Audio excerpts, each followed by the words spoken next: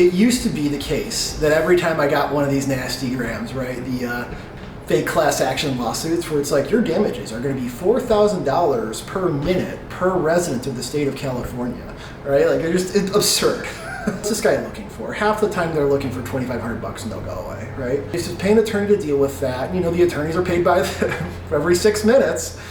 You can use AI to take care of these. You can't use AI to put them on a letterhead from an attorney.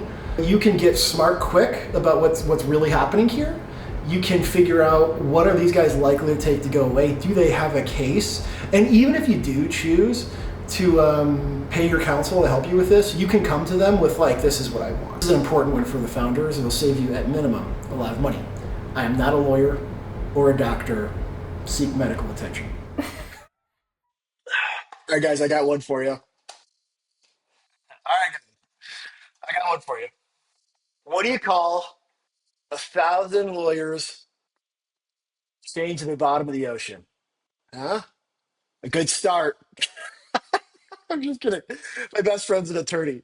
Uh, but look, if you've been in business for any amount of time, you got one of these, right?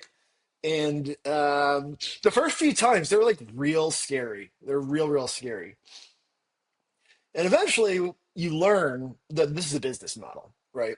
That there are these attorneys who have figured out that they can find some statute in some state, get together a list of aggrieved plaintiffs, and put together a class action lawsuit for whatever. This one, I believe, is ADA, but there's a million of these things, and they come after you and they say, you owe our clients $4,000 per violation per minute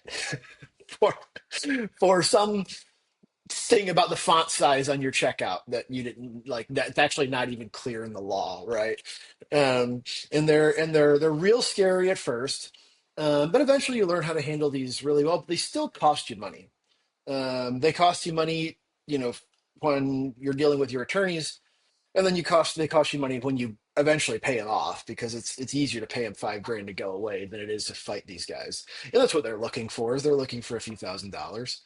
Um, and so it is very possible to get really good advice from ChatGPT, especially the O3 Pro models, those sort of thinking over and over again models for these sorts of issues. Now, by default, ChatGPT is likely to say something like, "Ooh, I'm not a lawyer," right?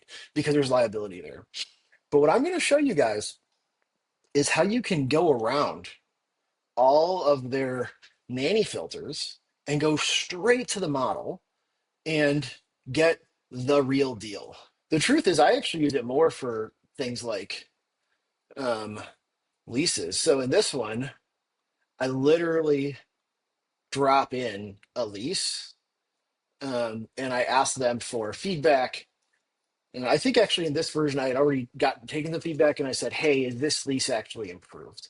And I had asked them to remove early termination clauses. I had made sure that the AC breaking in Austin, Texas, the AC is their problem, not mine, right? There was some indemnification stuff I removed. But like I was able to go back and forth with these guys, and they were using attorneys. It was taking, days and days and coming. I was able to go back and forth with them in 5 minutes. So give me updated language, and it just gives me the updated language, and I paste it right into the document, right? And I come back to them with a red line on their doc. I mean, they assume that I had an attorney do it, but I've done enough law that I know how. And so this one, here's another example. Will this policy on our business satisfy rental insurance, right? And I paste in the policy. And it appears so. $1 million per occurrence liability limit, $2 million aggregate typical. And so this is stuff that either I would have had to pay an attorney some amount of money for, or I just would have winged it, right? But now I get sort of that safety of feeling like it's been looked at least a little bit. Now, how do we get around all of the CYA stuff that these models have? Well, when you're talking to ChatGPT right here, you're not just talking to ChatGPT. You're talking to ChatGPT's underlying model plus a bunch of other stuff they have done in there both to have the model respond in a certain way, like, hey, don't lecture them, don't use swear words, but also to limit their own liability, like tell them you're not a doctor, tell them you're not a lawyer, refuse to answer certain sorts of questions. And so you can actually talk to just the model without that extra layer by going straight to the platform. So that extra layer is called the system prompt. So I'll show you what I mean. So this is the platform. And you go to platform.openai.com. And you'll have to click through and sign up. I'm sure you guys can sort that out. Then you click on Playground, right? And what you're looking at over here, this is your system prompt that's normally hidden from view. And then this is the thing you're used to, right? So this box and this box, they're the same, right?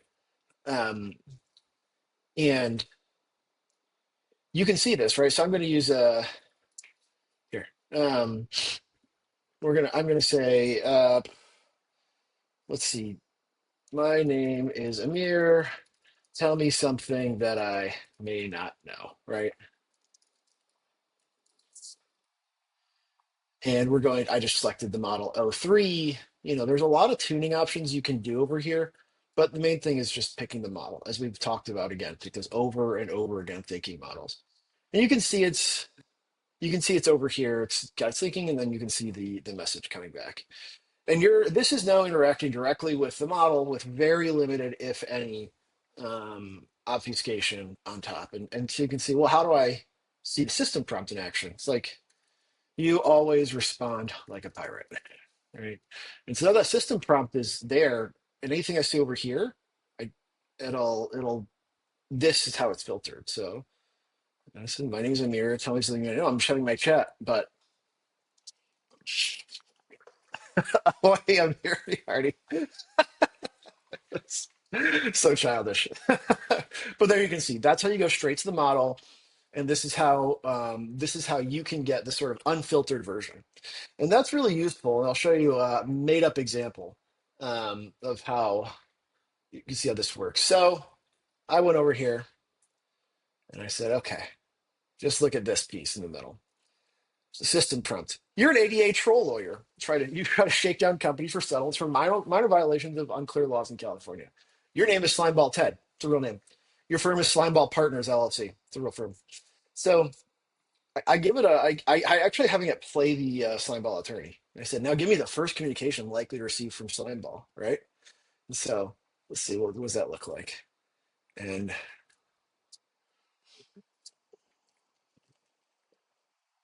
I'm actually showing you guys two techniques here, because this other technique I'm showing you is how to have the AI take on a personality. I use it to test customer conversations before I have them. Sales calls before they occur. I'll have them take on the persona. I've had them take on the persona of investors before. Go. There we go. I hit stop too much, too fast, so I got impatient. But you can see, look at that. Slimeball Partners. Sweet 666. Wow, nice touch. To whom it may concern. So then I've got I get this in the mail. Oh my gosh, what do I do? So now I'm gonna go same thing. Other side. You're a no nonsense startup attorney who has been there and done that. You've seen everything and have balls of steel. Um, you are practical and smart. Help advise my early stage startup with a legal matter. Pretty sure it's not early stage, but I use this prompt over and over again.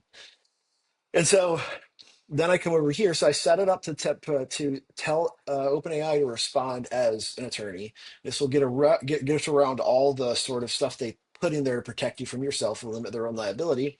And then over here, I just pasted it in. So I just received this letter. What do you think is going on here? You'll notice I use the triple quotes again. As I said, you can do that a lot of different ways, right? So you can do back ticks, anything to create a to fence off what you pasted in. So this is the beginning and this is the end of a document, right? And I paste in Slimeball Ted's letter, right? I said, oh, all right. And then we're going to see what our no nonsense startup attorney thinks.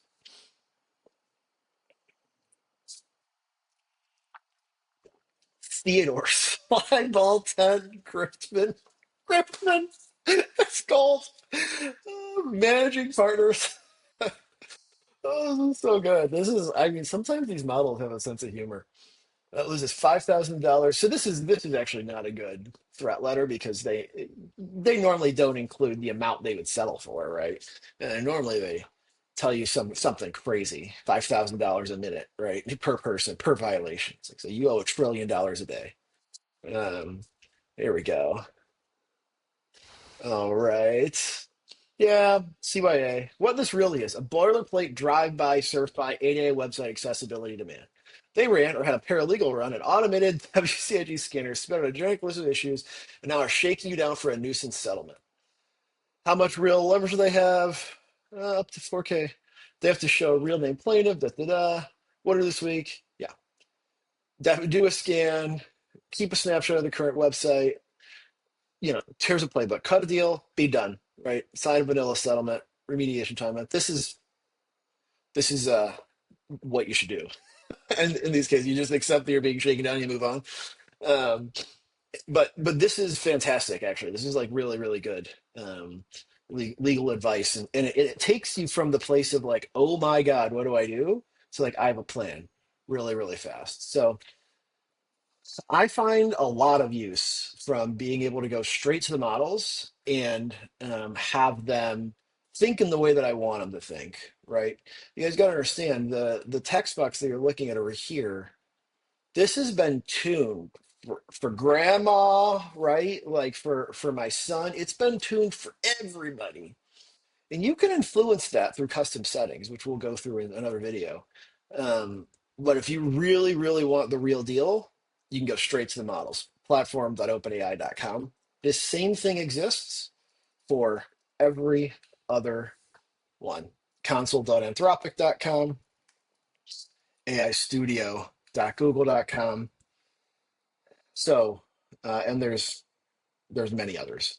And so it's worth knowing that when you're talking to this text box, you're not talking to this text box. You're talking to this text box plus training wheels. Sometimes it's useful to get rid of those training wheels. Thanks, guys.